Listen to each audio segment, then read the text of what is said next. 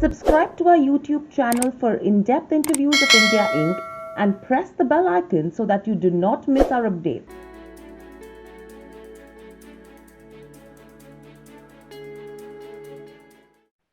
Hello and welcome to Nirmal, ladies and gentlemen. I'm Hiral Dadia. We have with us Revathi Roy, Pioneer Asia's first women's cab service. In fact, Revathi Roy is a serial entrepreneur who's been working towards empowering urban poor women since 2007, whether be it by pioneering Asia's first all-women taxi service or recently founding India's first all-women instant parcel delivery service, Hey Didi. Welcome to the show, Revathi. Your story has been really inspiring. You wrestled against all the setbacks to find already, you found already three startups by now. Tell us something more about this entire phase from being a homemaker to getting you here. Well, thank you so much for having me on the show. And I think primarily one starts any business or any enterprise. Either it's out of a need, or it's just a family business, or it is, you want to do something and you're a first time entrepreneur. So for me, I think it was a kind of a combination of all three, because I was in a situation where I didn't have any choice but to do something. Also, I did something which I really like to do. And number three, I think being an entrepreneur and starting an enterprise probably was always something that I wished to do. So it was a combination for all three for me. But yes, I had a skill which most people would call it a very mundane skill, because I don't think driving is considered to be like, you're an engineer, doctor, lawyer. That's not the kind of skill that driving gets. However, I feel that the skill required to drive is actually so good. So um, it's so immense that a lot of people I hear say that, oh, I can't drive on the streets of Mumbai. And I always feel, so that is why people who drive on the streets of Mumbai or anywhere else really have a skill which a lot of people don't have. So I think we all need to appreciate that. So that's the skill that I had. And I have been a professional rally driver. I've done about 85 car rallies, 180 of them. And I eat, sleep, drink, think, driving. Right from the time I was 18 years old, I have been driving. I'm now 60 years old, but I've been driving for 42 years. And it's just like a fish takes to water. So, I just converted that skill at a time when I was deep down in the dumps to use it to stand on my feet and become financially empowered. So I think it was a combination of all of this. And I love driving. So, becoming a, so I also, when I started in 2007, that time there were hardly any women drivers. I mean, saying women drivers, I'm talking of even women drivers who were driving their own private vehicles. That was one part of it. But having commercial women drivers was not even heard of. So at that point of time, to come into the fray to actually become a taxi driver was something which actually, I think, caught people's attention. They thought it was innovative and it was a need waiting to be addressed as far as women's safety was concerned. So, that was the age when just pubs and, nightclubs and stuff had started. They were becoming, there were many, it was growing, that industry was growing. And there were girls going for parties outside. There were drivers, all the time drivers not available. Parents, sisters, brothers, all of them were worried as to how their sisters or daughters would get home. And that was a time when we realized that there's a huge gap. And if we were to give women drivers, and get them home safely, parents would sleep peacefully at home. So I think there was a huge gap which existed, which we identified. And I think I was also there at the right time, at the right place. Of course, with difficulties. And I don't think any enterprise, whether it started by a man, woman, anybody, goes without problems. Absolutely. Entrepreneurship is agnostic as far as difficulties and obstacles go. So I think it doesn't mean that you're a woman, so you will have obstacles. I mean, every enterprise has its own difficulties. So we had our own. Absolutely. I mean, you've pointed it really well that any enterprise which is started, the day you give up, that's the end of the story. You have to be striving. If it's a good idea, if everything, I mean, there are going to be difficulties. And very interestingly, when you talk about women's safety, one thing was there is, yes, you know, the women who you are, faring to and fro, their safety was always taken into consideration.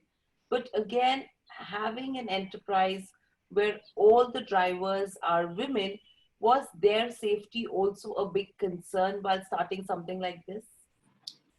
So of course, yes, because first of all, women coming out and driving itself was the first problem.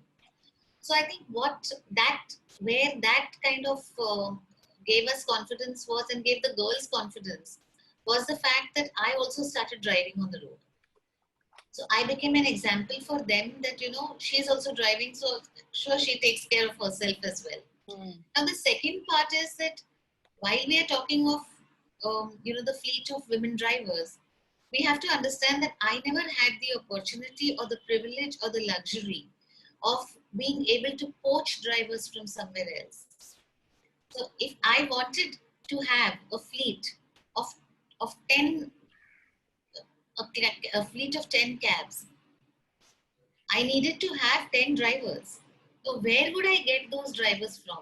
Any aggregator company which has started over here, all they had to do was poach. Correct. They had to simply poach male drivers. So Correct. male drivers were plenty, that's what we all had. But as far as women were concerned, there was no availability. So for me, the issue was just not recruiting. My job is not recruiting. My job was to go mobilize those people, mobilize those women outside wherever they existed. And these women, mind you, would not be women who knew driving. I was looking at women who may want to make a career in driving, and who may also come there, learn, and not join. So that's a very big thing which happens anyway, in a new industry. So I was talking of a skill which they did not have. And it is also, you must understand that it is not a skill which is like a salesperson. I'm not demeaning salespeople. No other technical skill required to go and sell. Here I was talking about learning how to drive, which also meant that we are talking about the safety of not only the person who is driving, but also of the person who's going to sit in their vehicles as a passenger. So I'm talking of a skill which they needed to imbibe and learn. And also added to the problem was that it is not something, it's a very highly regulated industry, Hmm. because I can't give them a license. Correct. They have to go to the authorities to pass a test and get a license. So I have to teach them first how to do the test, how to get there. So that first 2 years was marathon. I mean, I think to get 10 girls, I took 2 years. Really. Yeah. So if one talks of perseverance, staying in the job, staying in the business that you want to, well, I think we really kind of, stayed there. And it's not that I got up in the morning with a feeling of absolute exhilaration and happiness when I got up those days, because I didn't know whether that particular day I would survive. Because today, if you think that that girl has gone for a test and she's going to come back all past and she's going to be starting to drive tomorrow, she Hmm. may just fail. Correct. So there were so many things which were variable. So many things which were variables. But I think I stayed, I just didn't want to do anything else. So, I wanted to do only this. Revathi, from 10 people, which you took 2 years when you started back then in 2007, where does the fleet stand now? So we are, I trained a lot of women, okay, over Mhm. the last 13 years. I had multiple companies. I had my first company called Forge. I then had Vira Cabs. Now I have Hey So Porsche and Vira cabs were all about passenger movement. Hmm. We were a cab company. But Hey Didi is not a cab company. Correct. Hey Didi is a logistics company. And why did we move from passenger movement to logistics? We had a very logical reason to do that because when the aggregator companies came in, it was impossible to do a price war with them Hmm. because I don't think they were really looking at making money on every ride. Whereas we, as a small company, we needed to, at the end of the day, show a balance sheet to our investors. By then, I had got some investor. We had to show them that we're making some money. We can't be losing money on. And I think this kind of thing happens more so when you're an entrepreneur of the first generation, Hmm. and people want to see what you're doing. It's only when big money comes in, big funds come in, that they're willing to take a lot of losses, knowing Correct. fully well that without losses the scale will not happen. Absolutely. Yeah, scale will happen only when there are losses because you need to grow initially to be able to collect a revenue, make profits, show from the red come to a black. All of that we need to do.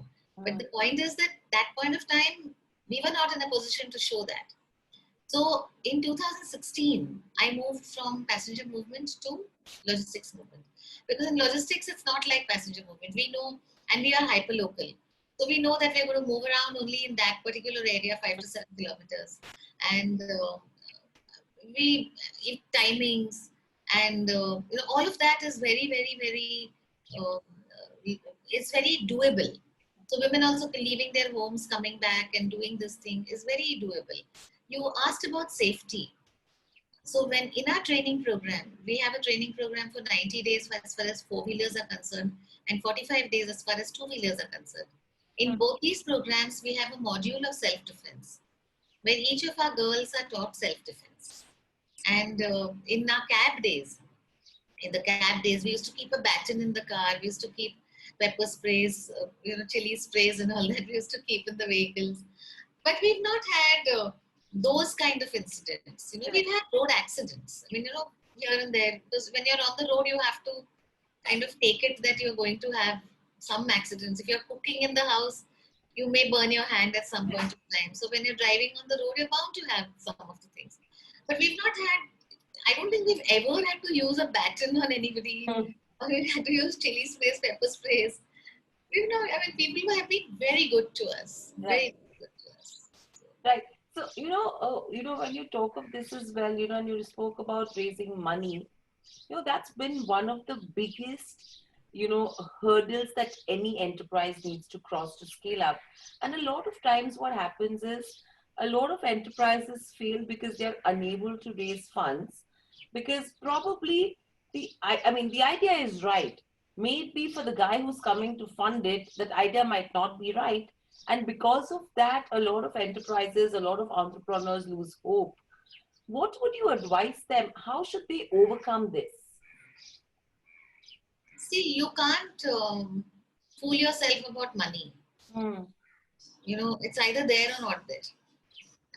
This whole imagination that I'm going to get Correct. is what you can live on. It's a hope. But the point is that when you go out to raise money, I must have pitched at least 50 to 55 places before I actually got something. Also, when a lot of places I keep hearing, I'm a woman entrepreneur, and I'm doing this, somehow a lot of women do feel that if they're doing this, then somebody is obligated to give you money. Hmm. No one is obligated to give you money. Absolutely. It is an enterprise. It is their money. If it's the investors' money. If they feel that you are going to be able to raise to do a good business, they may consider it. But yes, a lot of difficulties come because I think every age has its own difficulty.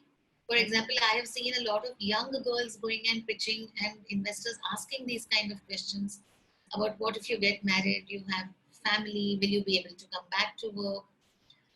These questions are not asked to boys, Hmm. to men. All the same, I think our women are very smart now to answer these questions, and they have been. I've seen a lot of young entrepreneurs take it in their stride and give a give their investors a lot of confidence about how they are going to handle their business.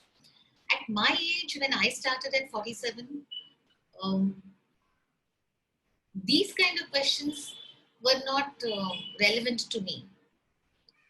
But the other question which was relevant to me was, oh, you are a first time entrepreneur. Correct. You are dealing with women. Again, the same question. How will you scale if you get women and they get married and they have a family? So somewhere that problem did come, and it's going to keep coming. So we dealt with that. I mean, in the sense that not we said, "Chalo, now she gets married, she gets married. Now we know what to do." Uh, but we also saw a lot of different kind of changes. Like, for example, there were young girls who came to work with us, and the first check that went back to them, for example, actually changed the dynamics in their house, where the parent was saying that you get married immediately. There the parents started saying don't get married now, because she became a breadwinner of the family. So automatically the marriageable age went up. So I think in some way we were contributing to a societal change being brought about, where because the women started to become financially empowered, the families decided not to get them married at that young age. Correct. I think that was very, it was very impactful. So we were very happy with that. But also I realized that for me, a 40 plus age may be excellent for women to come and join, because they would be done with their marriage, children, all of that. Correct. And that really worked for me, because I had so many women who came out and said that, now we have nothing to do. Kids are, growing up and we have no work, and, we'd love to do this. This is like giving wings to our dreams. We never thought we'd be able to drive. We never thought we'd be able to own a vehicle. So I had a lot of 40 plus women who joined me. And that gave me a lot of stability. That gave me huge stability. So I think you have to find your own innovative ways of succeeding in your business. But you have to fail many times. I mean, even now, not that I have a clean run or, every day, I get up with a sinking feeling many times, even now, because I don't know whether I'm doing everything right. I don't know whether I'm doing anything right. And considering the kind of scenario that exists right now, it's been tough. It's been very tough. But yeah, we're there. I don't think I can do anything else to just give this up. So Absolutely. And I think every challenge is always going to be a new challenge to cross the bridge yeah, and to cross every bridge. And I think, and if there weren't challenges, I think we wouldn't have really enjoyed what we were doing in terms of being an entrepreneur. well, I would like to have lesser challenges. I'm sure. But, Revati, one thing is, we've seen the best of entrepreneurial twists with an extremely, dramatic personal life as well for you. What is that moment that actually made you press that reset button in your life and say, okay, this is the time I have to get up. This is the time I have to get running, and I don't have to look back from here. Okay, so it's um, my husband passed away in 2007, in January of 29th. And suddenly I realized that, I need to step out of the house. He was in a comatose state for 2.5 years before that. So we were really completely bankrupt and stuff like that. So when he died, I had actually locked myself in the room and I was not really talking to anybody. But that was my moment when I decided that, uh, I need to step out. I was thinking of all of that in my own mind, but I think there was an incident which happened in my life which actually changed me. I can share that incident because it was a friend who came over to meet me as condolences and gave me a book on Swami Vivekananda. And I started reading that book. I was on page 26 of that book. And there's a graphic representation of Swamiji sitting under a tree. And there's a young blind boy who's sitting in front of him. That blind boy asks Swamiji, he says, Swamiji, is there anything worse than losing your eyesight? And Swamiji says to him, yes, my son, losing your vision is worse than losing your eyesight. So I think that was the moment when I actually said to myself that I need to step out. So that was on day 4 of my husband's death. And I said, I have to step out because Who will look after my children? Who will bring up my children? There is no way that somebody is going to come and give you a donation and say that your husband's died, so I'll look after your kids. Absolutely. That doesn't happen. So I think that was the moment when, for me, it's a do or die. I have to vote, and I had already ideated this concept of the women's cab service, and we launched it. He had passed away on 29th of January, and I started this cab service on March 7th, 2007. So it was less than 40 days that I restarted. And it was literally like restarting my life. And it was the reset button of my life. I kind of said that I have to make it now. Right. And with this, who has been that empowering force for you in your life from there on? I I really don't believe that an external force can motivate you. Mm-hmm. If you have an external force motivating and every morning if you're going to say that today Debbie has to motivate me, and if you don't motivate me, I will blame you that I didn't get motivated because of you. I do not believe in that. I think your motivation has to come from within you. I am inspired by a lot of people I see around me. I mean, the brilliant work that a lot of people do. And every time I look at them and I feel, wow, there are a lot of learnings one can take from each one of them. Many. Almost every day I meet somebody from whom I can learn something. But I would not say that there is any one person who's inspired me. It has been a need which I had to do, because how would I live otherwise? So inspiration has to come from within you. But yes, I take a lot of learnings from people around me. So it would be unfair to say that any one person has inspired me. Right. Revathi, now that you've been running Hey Didi as well, more of a supply chain, logistics, last mile delivery service. You've given us little details about how you're doing it. Now, in this unprecedented time of COVID, everything has been impacted, which you just mentioned as well. How are you overcoming this challenge, and how are you motivating everyone working with you, around you, to actually deal with the situation? So we, as you know, are in logistics, last mile delivery. Even the government regulations gave us permission to work because we are in essential services. Hmm. So we were doing food for migrant labor. We were doing essential services delivery, vegetables, meat, all food and everything, Right. essential. So we were not impacted in that manner Hmm. in terms of a huge loss of revenue. Correct. Yes, a loss of revenue happened because not everybody, all my girls were able to come out and work, Correct. because a lot of them were in containment zones, Hmm. red zones, all of them. I myself was in a containment zone, red zone. So I couldn't come out for almost 2.5 months. Hmm. So a lot of my people were all in containment zones, who were not even allowed to come out of their homes. So in terms of that total revenue loss, we were lucky not to have it. Hmm. So whoever could come out and could work, did come out and work. And in fact, at those times, we actually, if I see unit economics of each person and the vehicle, we grew exponentially. Wow. The number of people was low. Hmm. But Hmm. unit economics of each person, each van, each two-wheeler, that worked. Hmm. That we really grew exponentially because um, the number of parcels became more, and also the number of parcels they could deliver was more because there was no traffic. Correct. So they were literally zooming across the city. So where if they were doing like 60 parcels a day, we had girls who were doing like 130 parcels a day. It was Hmm. literally double. So that's why I said unit economics. So COVID times have in a way been like, because of essential services and the business that we are in, we were okay. Of course, not everybody could come out, as I said. So, Right. And the ones who could come out as well, were they empowered enough to really come out? Was there a lot of support that did come in from families?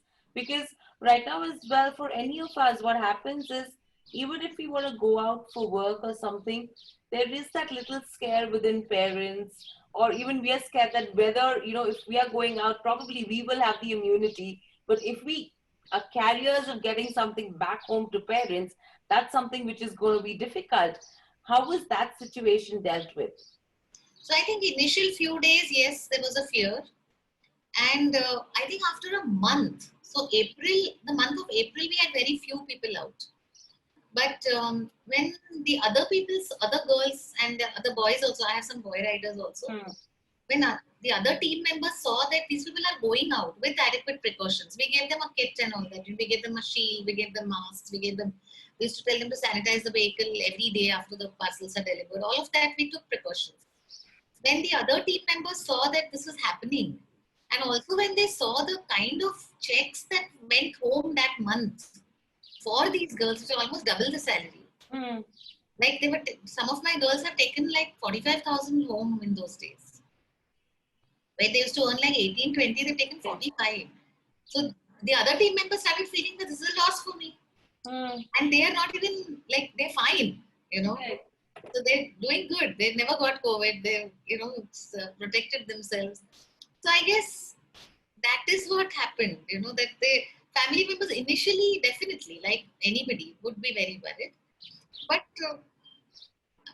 after, in the month of May, I think they got restless. So I guess, it was a effect of some of the girls working or some of the team members working and the other people watching and saying that they are fine, so we should work.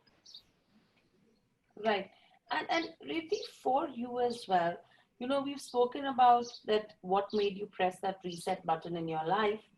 What has been that bingo aha moment in your life so far, since the time you press the reset button to where you've reached right now? So I think there was many. I mean, for me, every day can be a bingo moment because every day there's something such wow things happen with somebody calling us and telling us, I saw it, your girl, she came and delivered to me. And I just feel I wanted to take a selfie with her and put it up on social media because I just felt so empowered when I saw her. So those are everyday bingo moments for me. Hmm. As far as recognition and validation of the concept of what we are doing is concerned, or a kind of different the gender that the female gender going and doing this kind of work is concerned, when you um, kind of get an Niti Aayog award, where the government of India is recognizing you for the Hmm. work that you're doing, where you're transforming lives and creating livelihood, sustainability. It's a larger goal that you're meeting.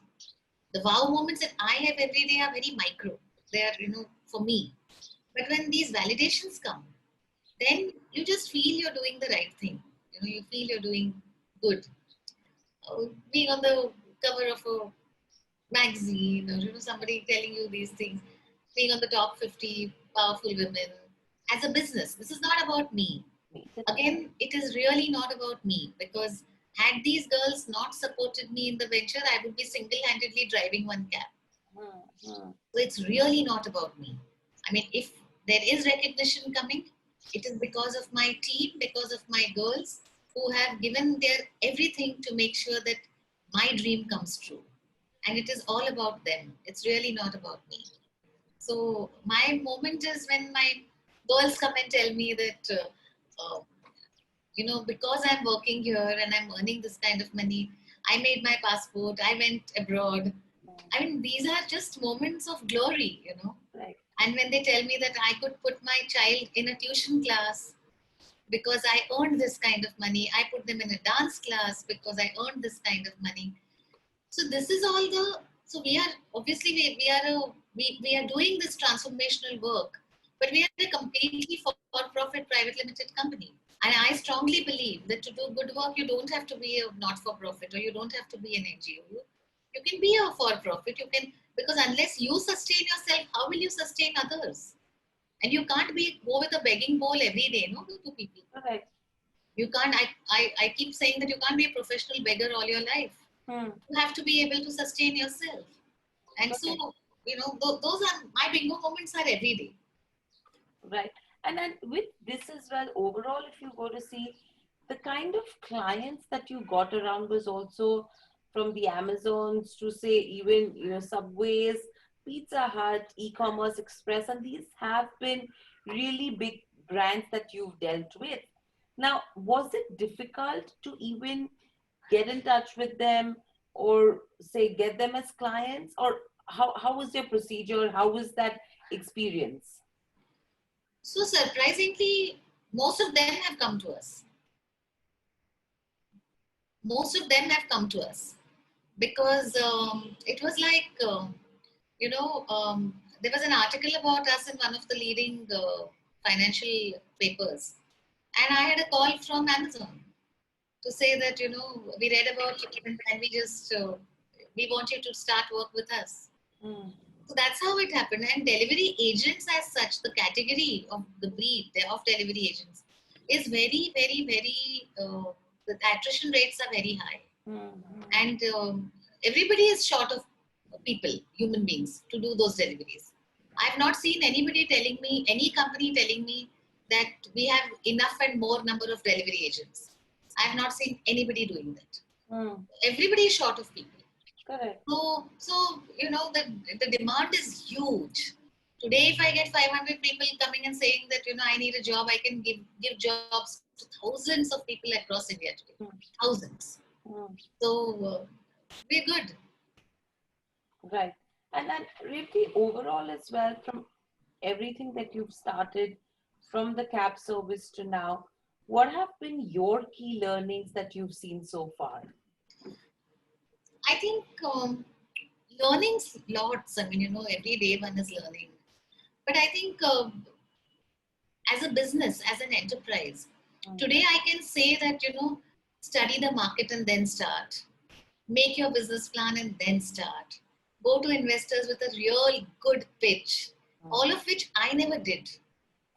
Correct. Understand the pros and cons. Don't just jump into it um, stupidly, and then drown and then try to come up.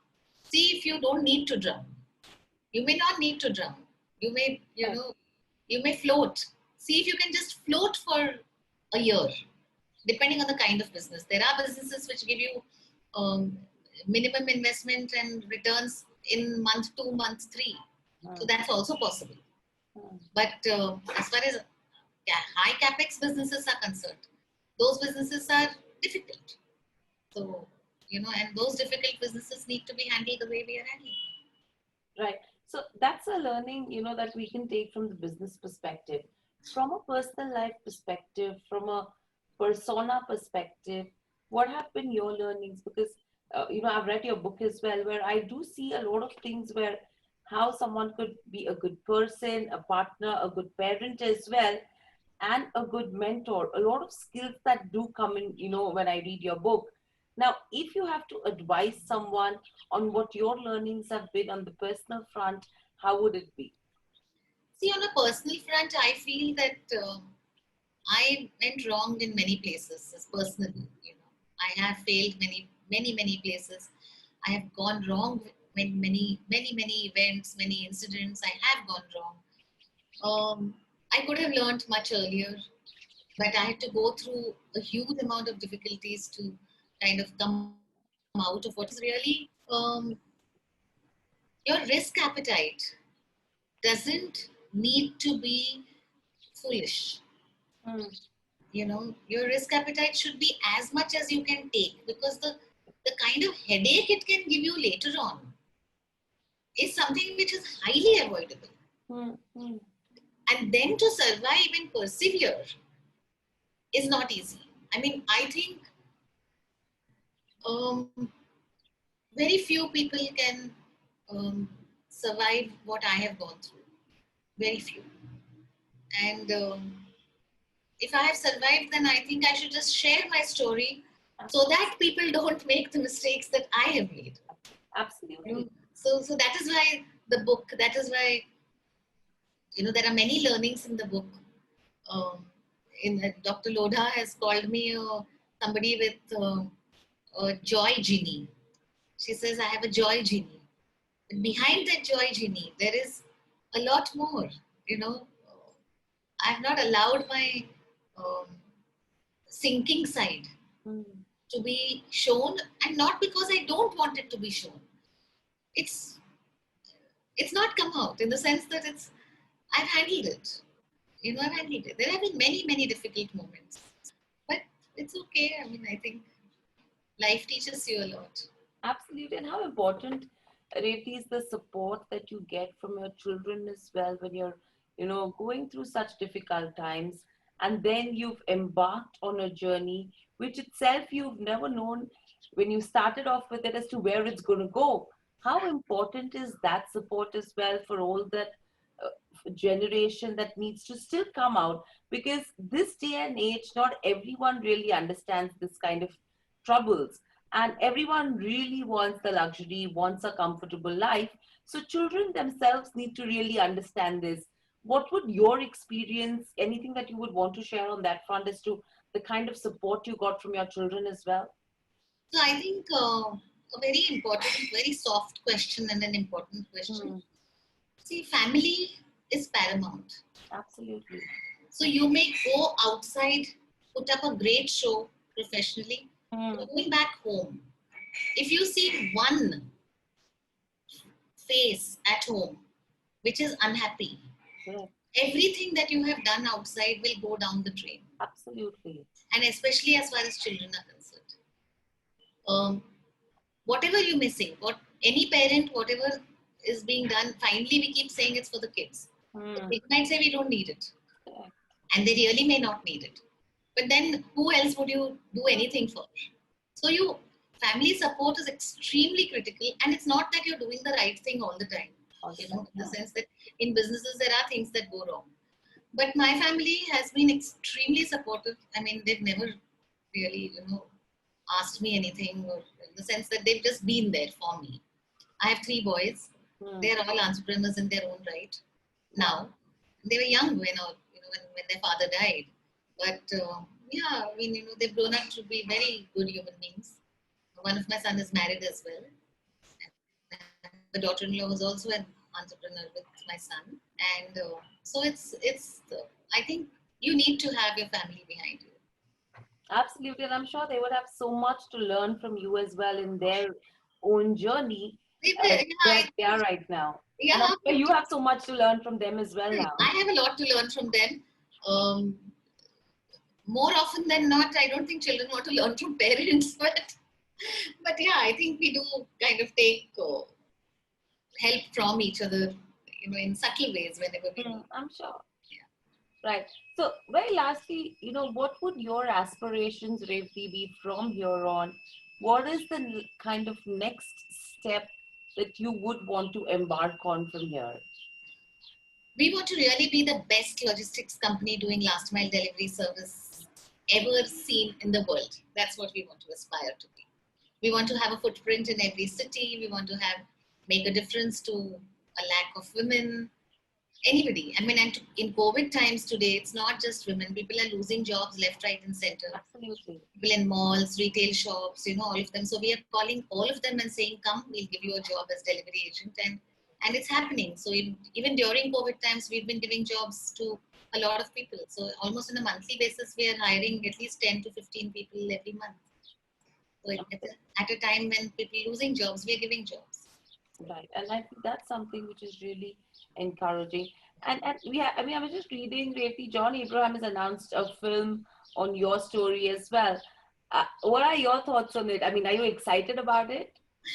So there was an authorized biography which got published on me, which was Hmm. published by Publishing Infinity and written by Dr. Swati Lodha.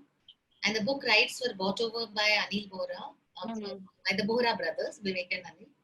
And it it's now being co-produced by John Abraham, Robbie Grewal, and directed by Robbie Grewal. As far as my excitement is concerned, well, somebody wanting to actually do a movie of the book or buying the book rights also of the book is really big. And I was extremely embarrassed because I just felt, is my life really, so uh, worth talking about? But more often than not, whenever I used to speak at any speaking sessions, a lot of people would tell me that this needs to be a book or this needs to be a film. And I never thought it would be. I'm humbled that somebody is actually doing it. And well, I do hope that my life story can inspire at least a few people who may think that giving up may be the only option. And when they see my film or read the book, they may think, well, giving up is not the only option. One has to live, and let's make it, let's make it in life. So that's what I feel. But yeah, I'm very humbled at the thought that somebody's actually published my book, somebody's written about me, somebody's bought the book rights, and somebody's making a film. So I mean, Robbie, John, the Bohras, uh, remain eternally grateful to them for carrying my life story to people and taking it on a bigger canvas. Right. And Revati, I think more than what you've seen probably a decade ago or 15 years ago, I think the relevance of your entire experience actually holds today. Because right now, if you go to see the current generation, no one has that. I mean, people still don't have that power to digest things around. That perseverance might be there, but seeing stressful moments around, I mean, no one has that ability right now to go through much. So when and probably this is the right moment to hear, to see, to watch something. A person who's gone through so much, however, has scaled these heights, and with a smiling face always. So that's something which really is the need of the hour, and I think it's the perfect timing where everyone around needs to understand who Revathi Roy is, what the life story has been, and what everyone could aspire to become from here on. So thank you so much for joining us on the show. It was a pleasure to have you, and I hope you have enjoyed the discussion with us as well. And stay safe. Thank you so much. Thank you for having me.